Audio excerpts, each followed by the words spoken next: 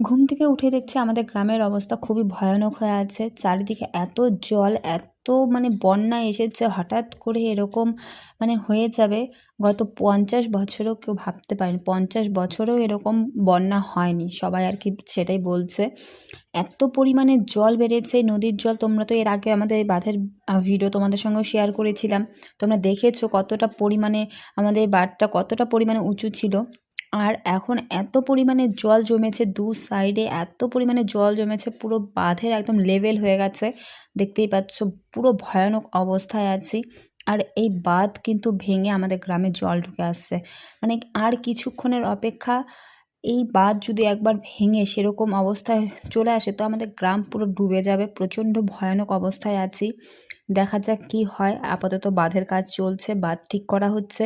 আর এইখান থেকেই দেখতে পাচ্ছ দিকটাতে আমাদের হচ্ছে গ্রামের বাড়ি। এটা হচ্ছে বাঁধ, আর এই সাইডেই হচ্ছে আমাদের এই বাগানগুলো পার করেই কিন্তু হচ্ছে আমাদের গ্রাম।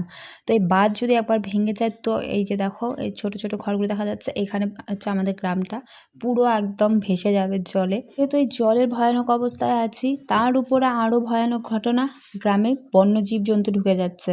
প্রচণ্ড ভয়ানক অবস্থা, এখন আরও ঘাবড়ে গেছে গোটা গ্রাম, পুরো ঘাবড়ে গেছে। এই দেখো এখানে কতগুলো হাতি এসে দলবদ্ধভাবে আছে।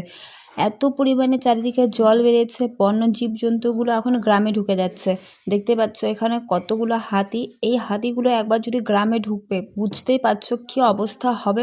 ভয়ানকের চেয়ে ভয়ানক অবস্থায় এখন আছি আমরা। জানি না কি হবে, প্রত্যেকটা মানুষ তো আতঙ্কে আছে। সবার মনে একটাই ভয় যে কি হবে।